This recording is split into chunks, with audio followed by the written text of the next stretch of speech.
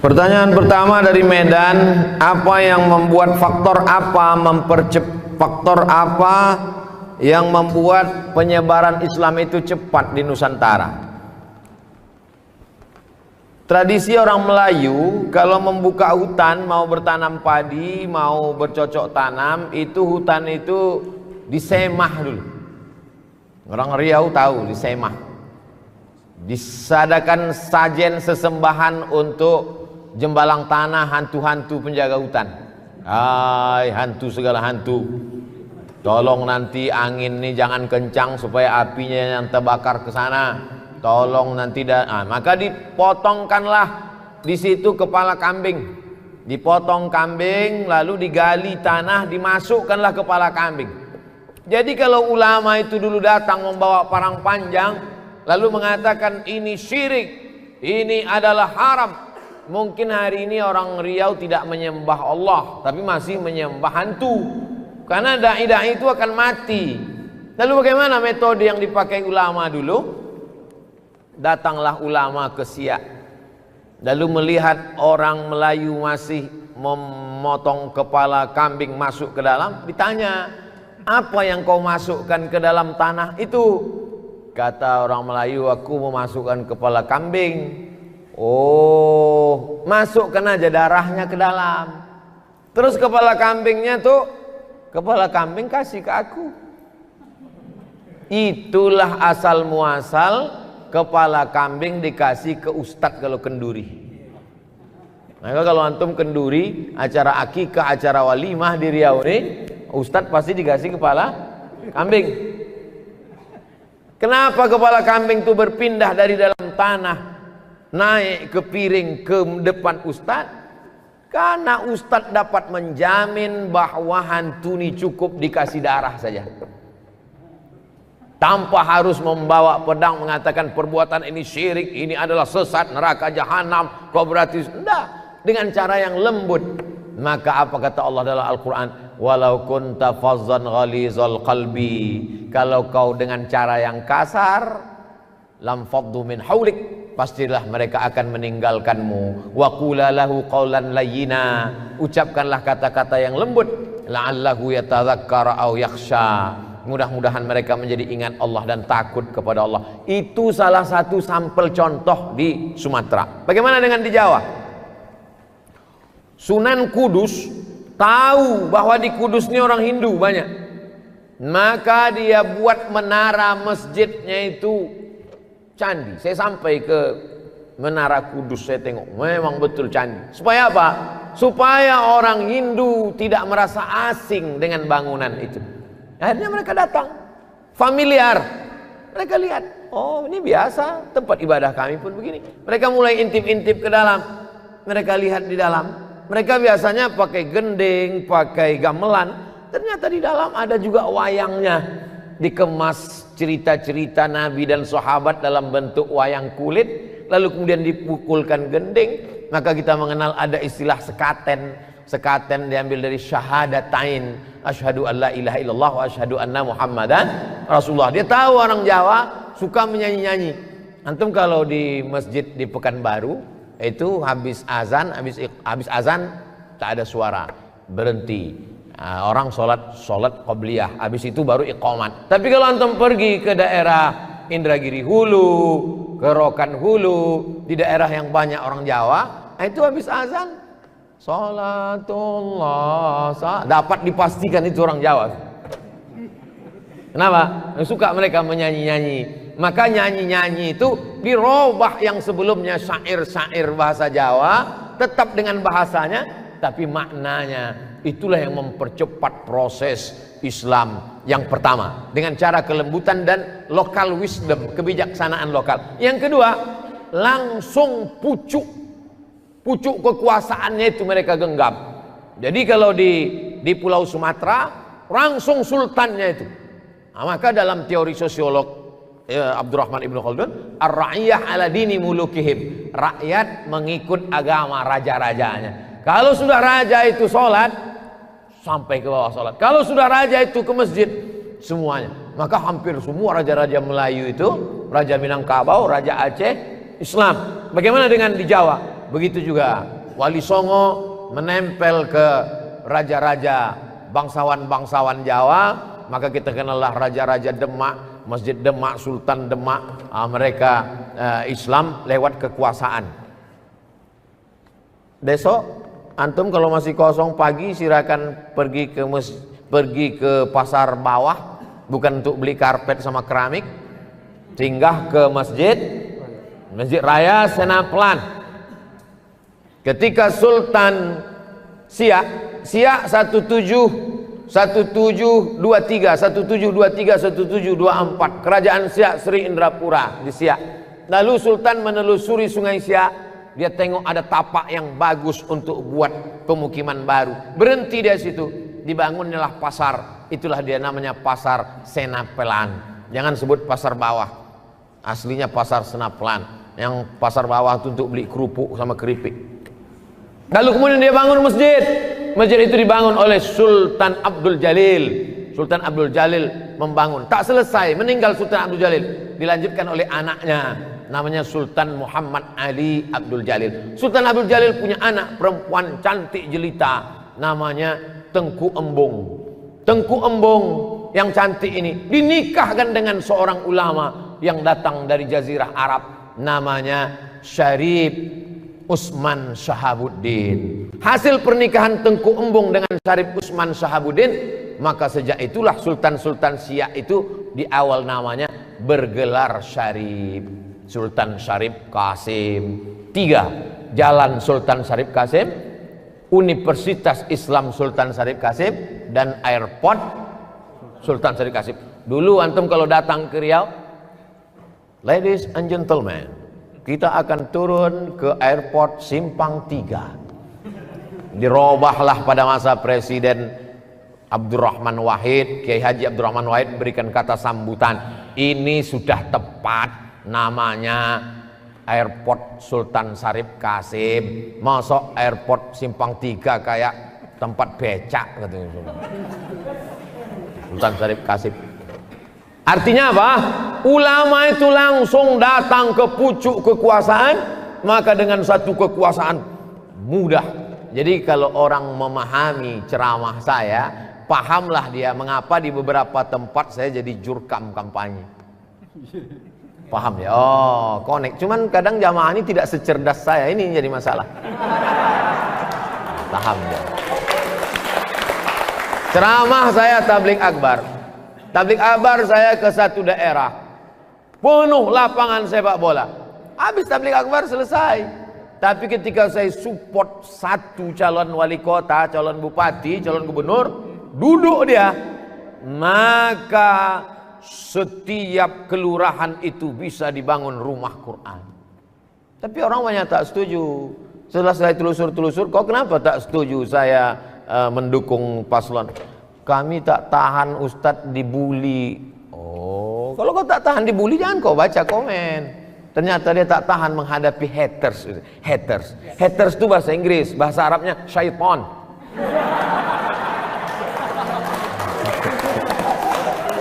Nah, jadi dakwah saya, ceramah saya di mana-mana itu 3. Perbaikan pendidikan, masukkan anak ke pondok pesantren, tahfiz Quran, yang punya tanah wakafkan tanah. Kedua, perbaikan ekonomi, gerakan belanja ke warung tetangga. Yang ketiga, perbaikan politik. Maka saya berharap adik-adik HMI kalian masuk ke politik. Ustaz Somad kenapa nggak masuk politik?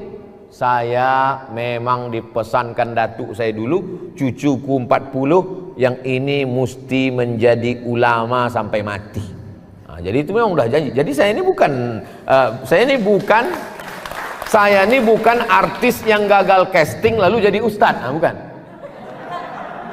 Saya memang dari kecil memang sudah disetting jadi ustadz. Nah itu. Ini pernyataan ini saya ulang-ulang supaya calon-calon ini tidak terlalu khawatir dengan saya sehingga memusuhi saya. Takut banyak calon gubernur takut, calon presiden takut. Kalian tak perlu takut. Aku tak akan mencalonkan diri. Tapi calonku bisa jadi maju dari HMI kan? Nah, sudah. Itu dari Medan. Faktor mempercepat 2, ulamanya santun dan lembut melalui budaya. Yang kedua adalah dengan kekuasaan. Yang kedua, dari Aceh Langsa, bagaimana mempercepat perubahan ini Pak Ustadz? Personal ini mesti dengan kaderisasi yang luar biasa. Alhamdulillah masih ada adinda kita yang setia mengkader, dimanapun diundang beliau mau datang. Nah, maka kalau selama ini pengkaderannya biasa, buat pengkaderan yang luar biasa. Jadi kalau selama ini kader-kader ini diingatkan jam 1 malam, biasanya kader malam, mari kita ingat kita akan mati, mari robah, galikan liang lahat, kuburkan dia. Digulung dia pakai kain kapan itu, masukkan ke dalam, luar biasa, dididik dia militan, biar dia melihat hidup ini macam sebelah sayap nyamuk, sehingga hidup ini dilihatnya tidak la taj'alid dunya akbar hammina wala mablagha ilmina. Jangan kau jadikan dunia ini sebagai obsesi tertinggi kami dan menjadi harga terhadap ilmu dan idealisme kami. Kehidupan yang sesungguhnya bukan di Kairo. Kehidupan kami yang sesungguhnya bukan waktu jadi mahasiswa di Kairo. Waktu di Kairo bukan main lagi idealisme luar biasa. Yang sesungguhnya the real kehidupan yang nyata adalah ketika pulang ke bumi lancang kuning, ketika pulang ke negara kesatuan Republik Indonesia. Nah, jadi adik-adik kita ini memang betul-betul dididik. Dulu saya mengusulkan supaya kampus-kampus universitas jangan lagi kalian buat KKN 2 bulan. Kalau mau buat KKN itu setahun, kirim ke suku Talang Mama di pedalaman sana. Setahun. Sehingga kalau dia fakultas pertanian, betul-betul dia bertani di dalam setahun. Nampak betul semangka itu sebesar apa bisa kau tanam. Kalau dia jurusan peternakan, betul-betul beternak dia di suku pedalaman sana. Memang betul-betul selama kau beternak setahun, berapa kali kambing itu berhasil, berapa kali sapi. Kalau dia jurusan perikanan, betul-betul dia bisa membuat karamba ikan di dalam. Kalau dia jurusan teknik, bisa tak dia menaikkan air sungai ini ke atas supaya orang-orang tua tidak lagi turun ke bawah untuk berwudu di tengah malam. Nah, jangan lagi KKN 2 bulan, pergi tinggal rumah kepala desa, sore main poli, pulang bebini. Apalah kerja kalian? Jadi buatlah pengkaderan yang luar biasa. Nah, itu udah bolak-balik saya sampaikan. Tapi rektor-rektor takut melaksanakan ide saya ini. Jangankan untuk melaksanakan ide saya, ngundang saya aja takut. Maka saya heran, kok berani HMI ini?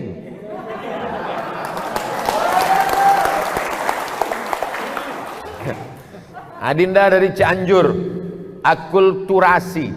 Jadi saya masuk ke suku Akit, ke suku Talang Mama, ke suku Laut, di suku Laut itu seminggu saya masuk ke suku Akit, tidur di dalam. Di suku Talang Mama setiap 6 bulan sekali. Jadi saya tanyalah, bagaimanalah bunyi mantra-mantra kalian? Jadi saya catat itu mantra-mantranya itu. Mantra-mantra. Tapi yang dikasihnya pelet pula. Jampi-jampi. Tak mau pula terbuka. Install add-on Samsung Note kata dia. Nah, tapi di situ ada ujungnya adalah berkat la ilaha illallah. Jadi yang antum maksud tadi terjadi di Pulau Jawa, terjadi di Pulau Kalimantan, terjadi di Pulau Sumatera, proses islamisasi yang belum selesai. Jadi dai masuk ke dalam hutan, dia hanya baru sampai menjelaskan la ilaha illallah Muhammadur Rasulullah, belum sampai masuk fikih sholat. Akhirnya mereka di ujung-ujung mantranya itu berkat la ilaha illallah Muhammadur Rasulullah. Sirat akad nikahnya pun Islam, tapi mereka tak sholat.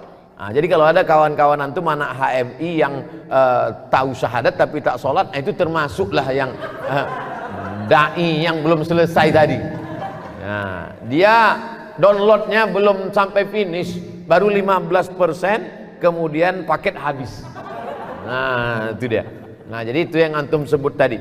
Terus itu tanggung jawab siapa? Jangan kita salahkan ulama dulu. Itu adalah tanggung jawab kita bersama untuk menyempurnakan download mereka ini.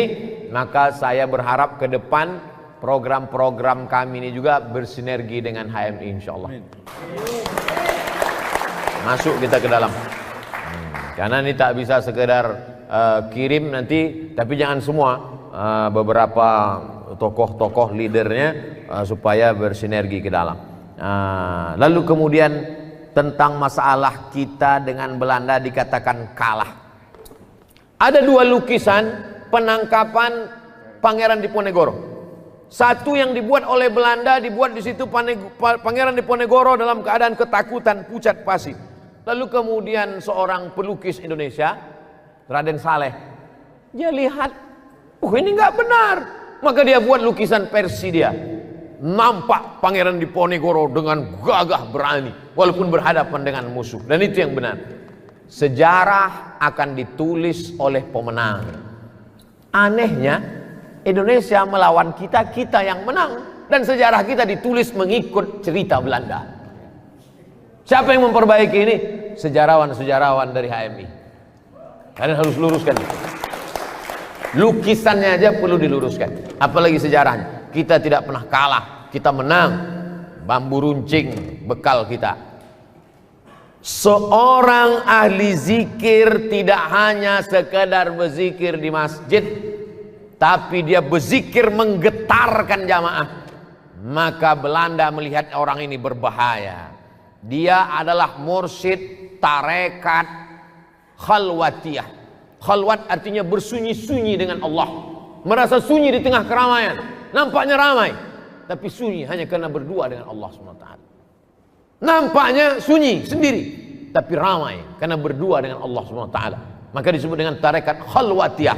Dia menyebarkan Islam di Sri Lanka. Masuk Islamlah orang Sri Lanka. Akhirnya orang Inggris di Sri Lanka pun pusing melihat dia. Ini orang berbahaya di Ceylon, campakkan lagi. Belanda melihat dia berbahaya, buang. Ceylon melihat dia berbahaya, buang. Akhirnya dicampakkanlah dia ke Cape Town, Afrika Selatan. Di Cape Town apakah dia stres, depresi? Tidak. Di Cape Town dia membangun kampung Melayu, kampung Islam. Dan kemudian Presiden Nelson Mandela memberikan penghargaan sebagai pahlawan Afrika Selatan. Jadi orang Indonesia tidak pernah kalah.